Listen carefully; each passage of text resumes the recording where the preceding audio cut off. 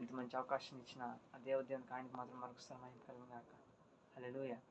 ఈ సాయంకాల సమయంలో దేవుడు నీతో మాట్లాడుతూ ఒక విషయం చెప్తున్నాడు. నీవు లోకం వైపు ఉండిపోయావా? లోకం నాతో స్నేహం చేస్తుంటే నాకు ఇలా ప్రశాంతంగా ఉంది, ఎటువంటి శత్రువులు లేరు, నాకు ఇలా నచ్చిందని చెప్పి లోకం వైపు ఉండిపోయావా? దేవుడిని విడిచిపెట్టి తిరుగుతున్నావా? కొంతమంది ఇలా కూడా అనుకుంటారు, అరే నేను వేసే ప్రతి పనిలో, నేను చేసే ప్రతి పనిలో నాకు స్నేహితుల కంటే ఎక్కువ శత్రువులు అయి నన్ను 10% ఇబ్బంది పెడుతున్నారు. నేను చెయ్యని తప్పు నా మీద వేసి నన్ను ఇబ్బంది పెడుతున్నారు. వారికి సపోర్ట్ చేసే విధంగానే ఇతరులు కూడా ఉన్నారు, పెద్ద పెద్ద వ్యక్తులు కూడా ఉన్నారు. నాకెందుకు ఈ క్రైస్తవ జీవితం?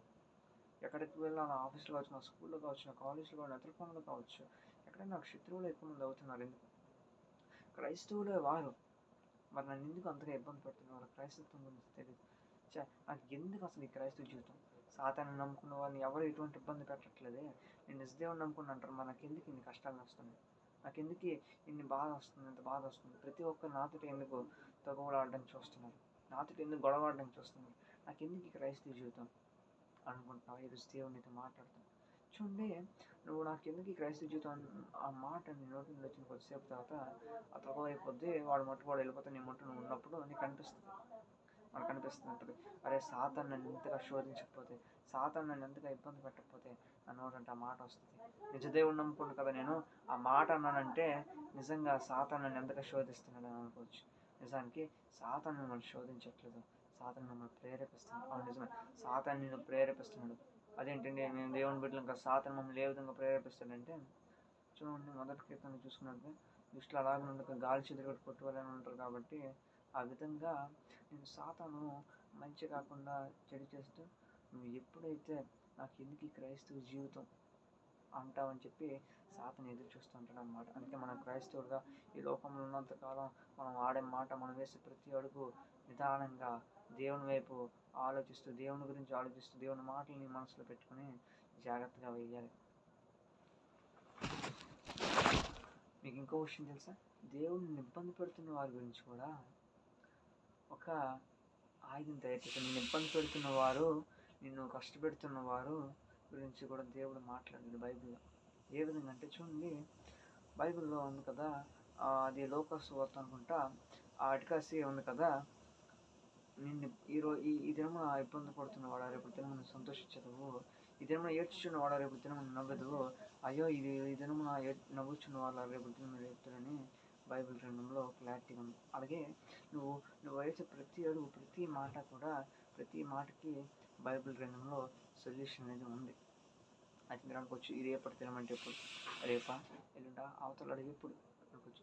రేపటి తినమంటే ఎప్పుడేం కావచ్చు. మీకు ఆ రేపటి తిన ఆలోచన వచ్చినప్పుడు మీ మైండ్లో ఒక ఆలోచన తెచ్చుకోండి, ఒక దాన్ని గుర్తు చేసుకోండి. అదేంటంటే మీరు ఆ ఆలోచన రాగానే లాజరు మరియు ఆ ధనవంతుని యొక్క ఆ స్టోరీ, లైక్ స్టోరీ, దాన్ని మీ మైండ్లో రివిజన్ చేసుకోండి. లాజరు కష్టపడ్డాడు, రాజు సుఖంగా ఉన్నాడు. రాజు రింగుల మీద తింటున్నాడు, ఇల్లు కాలంలో పడింది. ఆ రాజు దర్జాగా ఒకరోజు వచ్చింది, ఆ రోజు వారిద్దరు మరణం. ఆ తర్వాత లాజరు కుళ్ళు కాలంలో బ్రతికిన లాజరు పరలోకం చేర్చబడ్డ గొప్ప రాజు ఏమో నరకంలో ఉన్నారు. ఒక చిటికిన గోరు చుక్కతో వేసిన నీళ్ళు కూడా చాలు అనుకున్నాను బ్రతుకుతూ ఇంకా నరకంలో ఇబ్బంది పడుతున్నా ఆ రోజును చూడొచ్చు. అది మీరు మైండ్లో గుర్తుపెట్టుకోండి. మీరు కొంతమంది అనుకుంటారు, మేము చచ్చినంత వరకు ఉండలేమండి. నేను భూమి మీద ఉన్నప్పుడే అతను నా కష్టాన్ని చూశాడు కాబట్టి, సంతోషించాడు కాబట్టి, అతను ప్రాణాలతో ఉండగా నేను కష్టాన్ని అనుభవించాలంటే అలాగే దేవుడు నీకు ఎప్పటికీ సహాయం చేయలేదు. ఎందుకంటే క్రైస్తవులుగా ఉన్నప్పుడు నీ పొరుగు వారిని కూడా ప్రేమించమని చెప్తుంది బైబిల్ గ్రంథం చెప్తుంది. నీ శత్రువులు ప్రేమించమని చెప్తుంది కదా, వారు మారేటట్టు ప్రార్థించమని చెప్తుంది కదా. మరి ఆ విధంగా నువ్వు ఆలోచించాలి. ఇంకో మాట చూస్తే కొంతమంది అనుకుంటారు, మీరు ఇంకో మాట, కొంతమంది అనుకుంటారు, మాకు అలాగా తగ్గించుకోవడం రాదండి, మాకు అలా ప్రార్థించడం రాదండి. మేము ఏదైనా వస్తువు ఇస్తే, మాకేదైనా కష్టం వస్తే ఇతరులకు సాయం అడుగుతూ లేదా ఏ వస్తువు ఇస్తాం, వాళ్ళు నాకు టైంకి ఆ వస్తువు కానీ ఆ పని కానీ చేసి పెట్టకపోతే మన నోటితో కానీ మన చేతికి కానీ పని చెప్తామండి. అంతే, మాకు తగ్గించుకోవడం రాదంటే మరి నీ జీవితంలో దేవుడు ఏ విధంగా కార్యం చేయగలడు? నువ్వు తగ్గించుకొని దేవుళ్ళు ఎదిగితేనే కదా. కోపం అనేది సాతానికి సాదృశ్యం. ప్రేమ, జాలి, కరుణ, దయ. ప్రేమ అంటే ఈ ఆ సెంటెన్స్ కాదు. ప్రేమ అంటే దయ, కరుణ, జాలి. ఎవరినైనా శత్రువులు కూడా ప్రేమించే ఆ మనస్తత్వం ఉంటే దేవుడు అప్పుడు నీకు సహాయపడతాడు. ఉదాహరణ చూసుకుంటే కొంతమంది మాట్లాడతారు, పాపం చేస్తున్నారంటే ఎవరైనా సరే మరి మా పితృలు ఆదమవ్వలు కదండి, వారు పాపం చేస్తారు కాబట్టి వారి నుంచి మాకు వచ్చింది అనుకుంటారు. నీకు ఎవరు చెప్పారు నీ పితృలు ఆదమవ్వరు? కరెక్టే, నీ పితృలు ఆదమవ్వరు, వారి నుంచి నువ్వు వచ్చావు. కానీ నీ పితృలు ఆదమవ్వరు, వారి నుంచి పుట్టిన వారు పుట్టి పుట్టి పుట్టి పుట్టి నువ్వు పుట్టావు. నువ్వు ఆదమవ్వల సంతానం. కానీ ఎప్పటికక్కడ తెలుసా, యేసయ్య నీ కోసం మరణించినంత వరకు నువ్వు ఆదమవ్వల సంతానం. యేసయ్య ఎప్పుడైతే నీ కోసం మరణించాడో, ఎప్పుడైతే నీ కోసం రక్తం కార్చాడో, అప్పటి నుంచి నువ్వు ఆదం సంతానం కాదు, నువ్వు యేసయ్య సంతానం. దేవునితో గొప్పగా సహవాసం చేసి గొప్పగా బైబిల్లో గొప్ప గొప్ప మంది పేర్లు ఉన్నాయి. వాళ్ళు సమూయేలు కావచ్చు, యోబు కావచ్చు, ఎస్తేర్ కావచ్చు, రూతు కావచ్చు, హన్నా కావచ్చు, దావీదు గారు కావచ్చు, సమూయేలు గారు కావచ్చు, సొలొమోను గారు కావచ్చు, ఇలా అనేక మంది, ఇంకా అనేకమైన విధాలుగా దేవుని గొప్ప సాహసం చేసిన పేతురు, యోహాను, బాప్తిసం ఇచ్చే యోహాను, ఇలా అనేకమైన పేర్లను మీరు వారి సంతానం. చూడండి, నీ సంతానం దేవునితో గొప్పగా సహవాసం చేసినప్పుడు, నువ్వు యేసయ్య సంతానం అయినప్పుడు, నువ్వు నీ సంతానం కాని వారి గురించి ఆలోచిస్తూ ఎందుకు ఆదాము నా సంతానం అని చెప్పి నువ్వు అలా పాపంలో బ్రతికిపోతావు. సంగమా, నేను దేవుడు ఒకటి అడుగుతున్నా తెలుసా, ఏమడుగుతున్నా తెలుసా, అది తెలుసుకుంటే ఏమైనా చేయగలరు కదా, కానీ నేను కోరుకొడుతున్నాను. అదేంటి తెలుసా, పాపాన్ని విడిచిపెట్టే నరకొచ్చే.